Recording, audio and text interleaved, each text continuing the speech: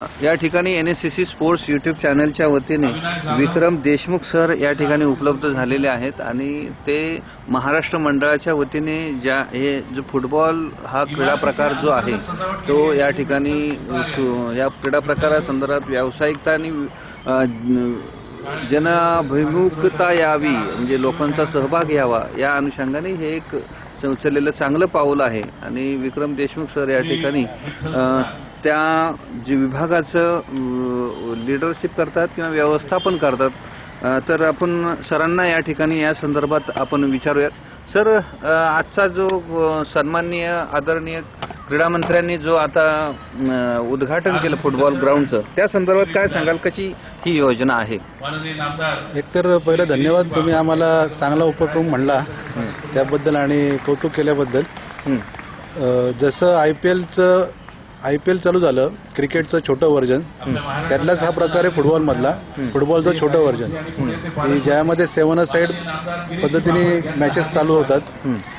कमी वेळामध्ये जास्तीत जास्त व्यायाम भेटतो आणि आमचा प्रयत्न तर हा राहील की आम्ही जास्तीत जास्त लोकांना ही सुविधा उपलब्ध करून देऊ शकू आणि समाजाच्या प्रत्येक स्तरातील विद्यार्थी त्याचा लाभ घेऊ शकतील।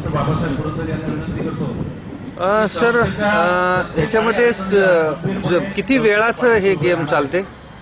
तसं मॅचेस म्हटलं तर अर्धा तासाची मॅच असते, 15-15 मिनिटाचे 2 हाफ असतात आणि क्रीडांगण लहान असल्यामुळे आणि चारी बाजूनी पॅक असल्यामुळे, बंदिस्त असल्यामुळे स्टॉपेज टाइम फार कमी असतो, त्यामुळे नॉनस्टॉप ॲक्शन बघायला मिळते आणि आर्टिफिशियल लॉन असल्यामुळे इंजुरीचे प्रमाण फारच कमी असतं। सर, अशा प्रकारच्या एका मॉलच्या वरती मी या संदर्भातलं फुटबॉल ग्राउंड पाहिलेलं आहे, तर असं किती पुणे जिल्ह्यात किंवा महाराष्ट्रात असे किती ग्राउंड्स आहेत? आतापर्यंत मला माहिती आहे असं पुण्यामध्ये 15 ते 20 कोर्ट आहेत। फरक आपल्यामधला आणि मॉलमधल्याचा हाच आहे की मॉलमधले जे कोर्ट आहेत ते हार्ड सरफेसवर आहेत, त्याच्यामध्ये इंजुरीचे चान्सेस खूप असतात। आपलं जे कोर्ट आहे ते क्ले कोर्ट जसं असतं सॉफ्ट, त्या पद्धतीने त्याच्यावर हे आर्टिफिशियल लॉन आहे, त्यामुळे इंजुरीचे चान्सेस फारच नगण्य असतात। सर, ह्या जो ग्राउंड उभी करण्यामध्ये जी काही इकॉनॉमी आहे तर त्या संदर्भात काय सांगाल, किती खर्च आलाय साधारण?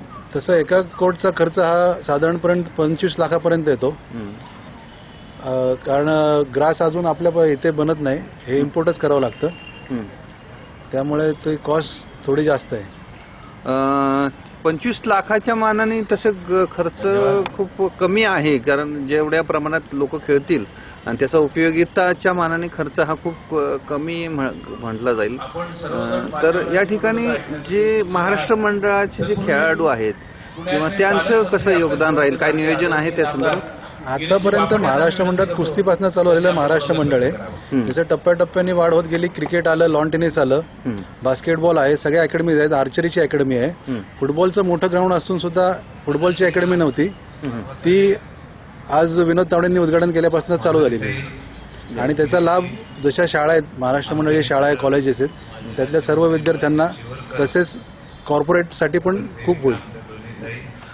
धन्यवाद सर। या ठिकाणी आपण बहुमूल्य अशी माहिती NSCC स्पोर्ट्स यूट्यूब चॅनलला दिली, त्याबद्दल मी आपला आभारी आहे। धन्यवाद।